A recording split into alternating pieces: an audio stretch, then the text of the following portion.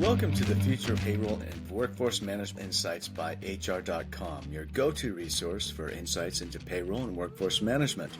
From navigating compliance and technology trends to exploring the latest in global payroll solutions, we're here to keep you ahead of the curve. Join us as we dive into the forces reshaping payroll and share practical strategies to optimize your workforce management. Let's get started. Well, hello everyone, and welcome to the latest episode of Future of Payroll and Workforce Management, a podcast here at HR.com where I am your host. My name is Brent Skinner, and you know enough about me from having watched this podcast many, many times, all of you out there in the ether. Today is about my guest. Hello, Tammy. Hi, Brent. Thanks for having me on today. Oh yeah, absolutely. And just to introduce you to our audience, you are Tammy Gillenwater. I hope I said that correctly. Yep. Okay, wonderful. And you are senior payroll consultant with Willory. Yes. Yeah, and this is super cool because your fearless leader over there, John Bernadovich, we had him on the podcast a couple months ago to talk about a book that the two of you have co-written and will be released, published in just over a month from now, which is really exciting. It's called Payroll Like a Boss. I can't wait to talk about it with you. We'll let this conversation unfold. But what I like to ask all of my guests at the outset of these episodes is, what got you into this space? What got you into payroll? What's your passion in this space? What gets you going every day? Well, what I tell you might surprise you, actually. Like most payroll professionals, payroll chose me. I didn't choose it. And not only did I not choose it, but as I was writing my story for the book, I realized I've spent more than half of my career trying to get out of it. Um, I did not appreciate the role for what it was. And I always thought, oh, there's got to be something cooler out there for me to do, right? Because nobody thinks payroll's cool, but it actually is. And it wasn't until I kind of started my journey, which I know we're going to talk about in a little bit, that led me to this book that I started to appreciate the role more. I started to understand what payroll professionals could do for their business to bring value. And when I started realizing how many thought leaders and advocates there are out there for the profession who are trying to get the perception changed, who are trying to get even payroll professionals themselves in the right mindset for the changing role, because the role is changing, I got really excited about it. And that's kind of how I ended up where I am today. Mm, that's really cool. And yeah, so many people there's no sort of education path, although that's changing a little bit now, but there's no real, you graduate from high school and I don't, maybe somebody somewhere says, hey, I want to be a payroll professional. I think it probably happens. I actually had somebody on the podcast many months ago that her son really idolizes her and knows what she does for work and actually said he wants to go into payroll, which is so Nice. cool to hear. Yeah. Yeah. My niece Um, is too. oh, that's awesome. Not That's because of awesome. me. Not because of me. She just decided that's what she wanted to do. Oh, well, that's cool. That's cool. So, Yeah. so let's dive into this a little bit. So, when we were talking in the green room the other day, and this is not a late night talk show on the network television, but we do have a green room. Uh, and, and and we were talking about the episode, right? And what we wanted to discuss, and you were talking about a payroll horror story that you had, and maybe we could. Do you have a payroll horror story? I mean, because this really paints sets the stage for why this book is so necessary. Yeah. Yeah. So, well, first of all, everybody probably has enough payroll horror stories to write a whole book just about that. And even the best and the brightest payroll professionals are going to have horror stories because things happen. But for me, I So a lot of my clientele come to us because they understand that there's an issue with their payroll process, with their systems, whatever. And so they'll hire us to do an assessment. And so I was hired for this particular client a while back, and the CEO herself hired us. And she said, I know there's some issues here. I really need someone to come in and take a look at everything and give us some recommendations on what we can do. I will say that it was probably one of the most dysfunctional um, payroll. I'm not going to say it's all payroll. There was a very bad relationship between finance, which is who payroll reported to, and HR. Uh, Um, there was a lot of personality clashes. There was nobody on either side that really knew and understood payroll. They had antiquated systems. They didn't have any deadlines. It was a huge undertaking, and so we did an assessment. We always look at people, process, and technology. We did an assessment. I delivered my findings and recommendations. They implemented quite a few, and then the CEO came back to me and said, "My HR department just really doesn't understand payroll. They don't understand how they affect it. They don't understand why you have to have deadlines." Because when I first got in there, I found out that on Tuesday of payroll processing week, right? So payroll's usually done by Wednesday to ensure everything's done. Um, on Tuesday, payroll was watching HR enter transactions on employees for the upcoming payroll. And the one of the first things I said was, "No, that has to stop now. uh, Everything needs to be in the system by end of day on Friday before pay week." And the HR manager came back to me and she said, "I don't understand why we have to change that."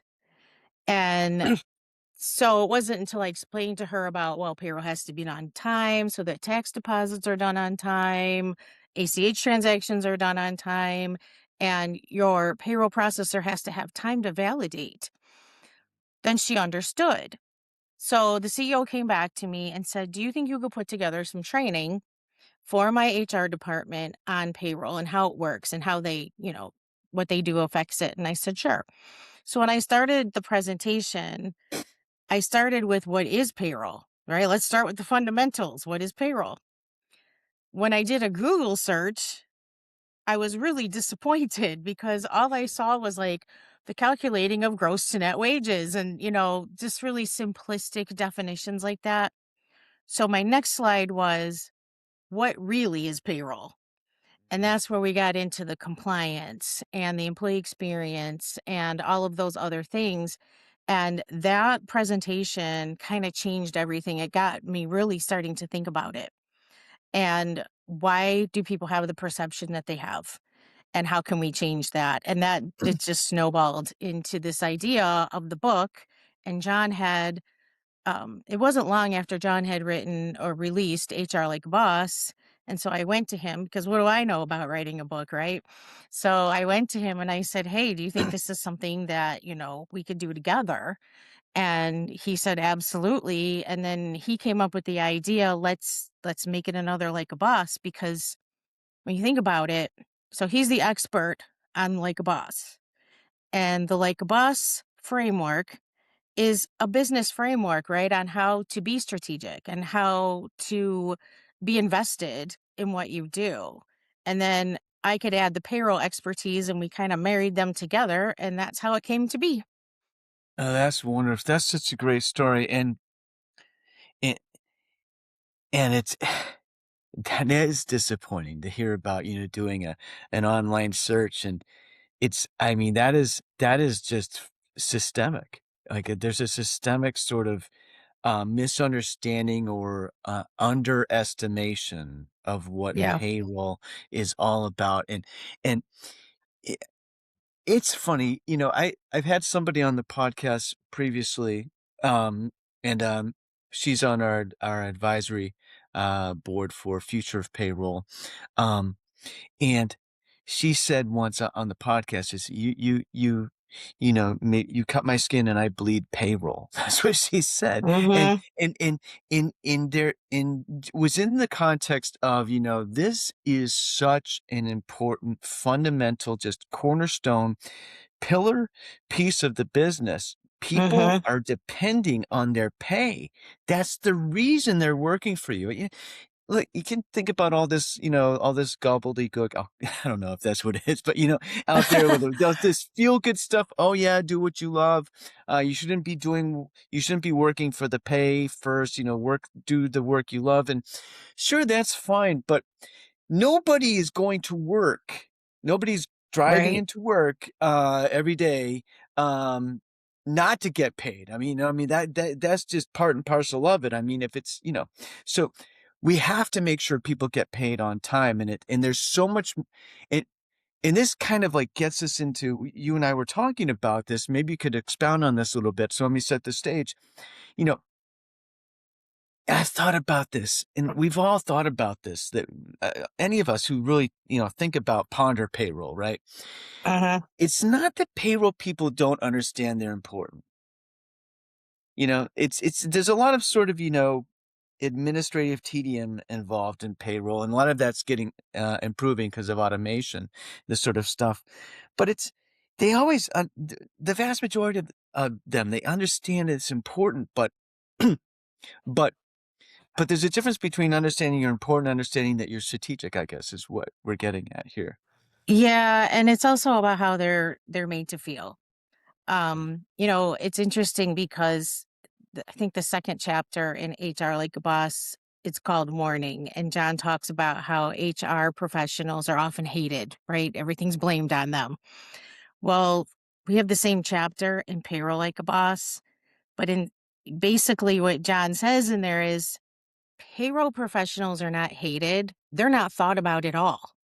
Like everybody just thinks that this payroll happens by magic. And to your point, first of all, you can't really love a job that is affecting your livelihood negatively, right? You have people have families to support, bills to pay, and if you're constantly thinking about, "Oh my gosh, am I going to get paid this week? Is it going to be right?" You can't be productive. You're very distracted by that, and so yeah, I think the payroll is like the basis of developing employee trust.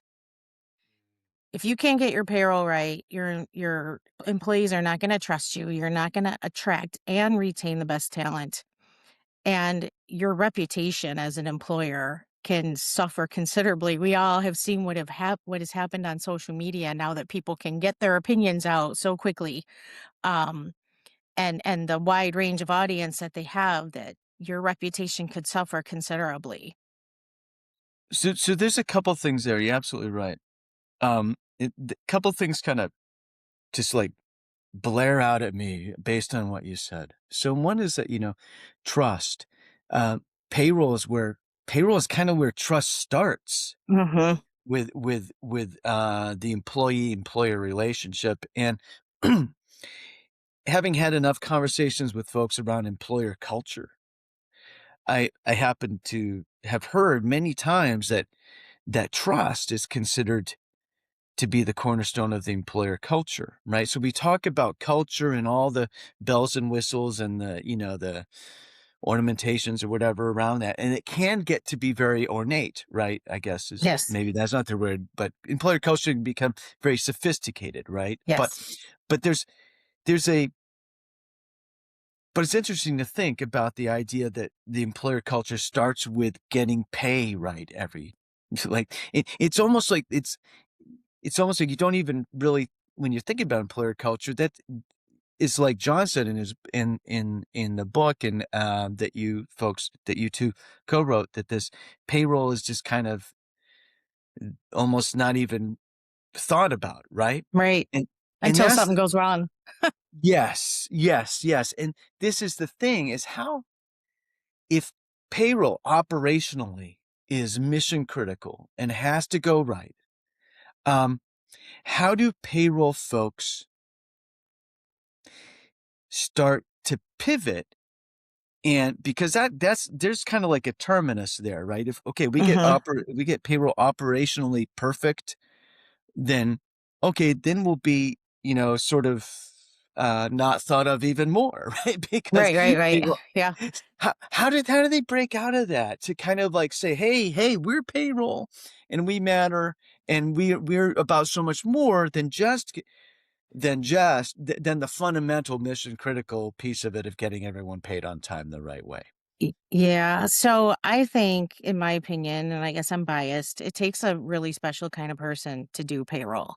And I say that because, we've heard that battle that's been going on for years. Who should payroll report to? Should they report to HR? Should they report to finance? I will tell you, we made a little joke in the book that maybe HR and finance should report to payroll. Um, you need to have a blend of the personalities in order to do that job well. And first and foremost, and this was when I started listening to a lot of podcasts and reading a lot of what the thought leaders were saying, I kept seeing something consistent. And that was we can teach how to process payroll. Service is the number one quality that we look for in candidates for payroll. And the number two is their willingness to learn and grow and be curious and be able to evolve with the career, because it is a career. Nobody thinks of payroll as a career because, as you mentioned earlier, there's no defined career path for that. You kind of have to make your own. I majored, my BA is in human resource development. I don't even know what that means. So I it was the closest thing I could find to HR and payroll. Um, but yeah, I think there's a couple ways that payroll can really make themselves known. And one is to provide that excellent customer support. So every employee is your customer. Being able to w- issues happen and being able to um, respond to them timely, being transparent with employees. This is what happened. This is why we believe it happened. This is what I'm doing to make sure it doesn't happen again. Um, and I think where a lot of people drop the ball on that too is they resolve the issue and move on. Whereas really, you should be monitoring that employee for a couple pay cycles to make sure it doesn't happen again. Um, the other thing is payroll is able to take on a bigger role in providing some benefits to employees because we're really in a unique position where we have access to a lot of data, a lot of financial data. And financial wellness products are big now. If you go to a lot of these conferences, you'll see a lot of financial wellness products in the expo halls. And, earned wage access is huge, right? The other thing is, we talk about how payroll professionals need to have attention to detail. We're detail oriented people to begin with, but you got to take that a step further. It's not just about the numbers, it's about anticipating what employees need. One of the things that kind of blew me away when I read it was that we right now have four generations in the workforce. Right. That's not ever been the case before. And those 4 generations all have specific needs and wants, and they all work in a certain way. Obviously, the younger the generation, the more technology plays a part. They want immediate access, right? So that's why earned wage access has become so popular. They want to be able to, if they're going to change their direct deposit or their tax withholding allowances, they want to be able to do that on their phone. So it's really important to stay on top of all of these trends with the generations and how they work the best to set up your operation to accommodate that. Yeah. It One thing that kind of, stood out to me, as you were sharing all of those great ideas is that payroll is almost can be an arbiter between the employee and the employer because Yeah. that is where that is where the strongest touch point really is from a I would say Architecturally, operationally, probably, it is that payroll between the employee and the employer, and so that's a very unique position, and I love how you I love that idea that maybe HR and finance should report to payroll.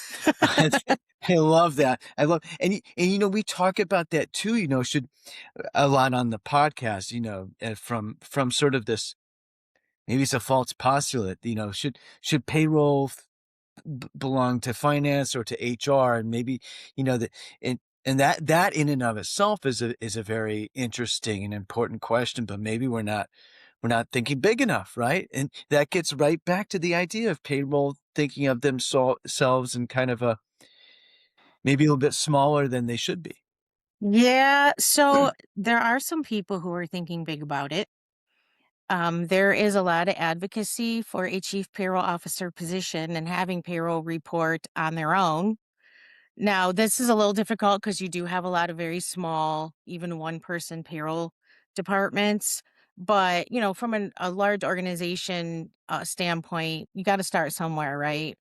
So having that chief payroll officer, and at first, I think people, even in the profession, were like, yeah, sure, whatever. But when you think about it, there wasn't always a chief information officer. There wasn't always a chief HR officer, and even the CFO position. When you look at the origins of that, back in the early '80s, you didn't see a CFO position as in every organization, Mm. Yeah, and certainly not a chief marketing officer. That's also a right? much newer iteration. And so, you know, and being familiar with that chief payroll officer movement, and we've talked about it several times on the podcast with various guests. Um, yeah, it's definitely it's definitely something that I think large enterprise and larger mid-size organizations and certainly enterprise-size organizations should absolutely consider instituting, because I think that is a very much, needed voice in the C-suite. Yeah, and the other thing is then other people are thinking, well, how much of an impact does payroll have besides, employee trust and reputation and compliance and all of those things that warrants a chief payroll officer position. But what people also don't realize is payroll has, I think I said it earlier, we have access to a lot of data. And as payroll takes on a more analytical role, because with you said it before, with automation, some of those manual processes are being eliminated. And so our advice generally is for payroll professionals to focus on getting their house in order. So making sure you're taking advantage of your technology, making sure that you're taking advantage of economies of scale. It's very interesting to me how many organizations out there who have grown through acquisition still have each of their business units doing their own payroll. Everybody's paying for a Uh, different system. Everybody's on different policies. You need to take advantage of those economies of scale. That is going to really make a difference on the bottom line of the organization. Pulling data to provide your leadership team on trends and costs, like where are the payroll costs? Are they peaking at certain times? The easiest thing to think about is overtime. Is overtime out of control in certain departments over others? Is it peaking at certain times? What's causing it? You know, do you have a situation where your employees can log into the scheduling system and say, oh, I need to take this day off. I need someone to cover for me, and people can volunteer. Well, is it the same person volunteering all the time? And is that a problem? Are there certain times of the year that it may make sense to bring in temps to do some of the work because it's a peak time for the organization? So there is so much data that payroll could be proactively providing to the leadership team for insights that it's and nobody's thinking about that.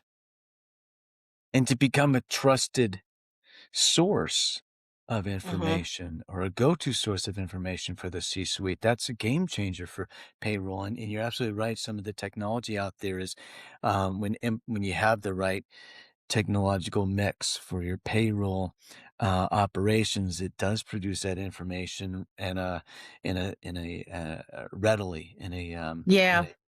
and that's, you know, having it available in real time makes you very valuable. Yeah. And I think right now the issue really is I feel like payroll professionals are in constant firefighting mode right now. And a lot of them don't know how to get out of it. And when you're in constant firefighting mode, you don't have time to focus on all these other things. And it's really hard. You have to find time, even if it's little things here and there. I'm a very process oriented person. I will talk about processes all day long. You know, evaluating your processes, making sure you identify where the breakdowns are, making sure you're taking full advantage of the functionality in your system. And the other area where processes break down is the system maybe was implemented 5 years ago, but nobody has done an evaluation to see if the requirements are still being met in the system, or maybe some configuration changes need to happen. Maybe you've outgrown the system. You need to implement new technology. And so those are the first steps to really getting everything streamlined to allow you to have that time to focus on more strategic activities for the business. Yeah, absolutely. And that sounds like that's another episode you and I could do is, you know, what are Yeah. the steps to be able to become payroll like a boss? And and we could talk about this all day. We have reached the conclusion of this episode of the podcast. Um, Tammy, thank you so much for joining me for this episode. Thank you. This oh yeah, yeah, this has been a really, really interesting conversation. We'll have to do it again. Thanks for tuning in to the Future of Workforce Management and Payroll Insights by HR.com. We hope today's episode brought you valuable insights and fresh perspectives on the future of payroll and workforce management. Be sure to check out more episodes and explore resources at HR.com/podcast or wherever you listen to podcasts. Until next time, keep innovating and making a difference in the world of payroll and workforce management.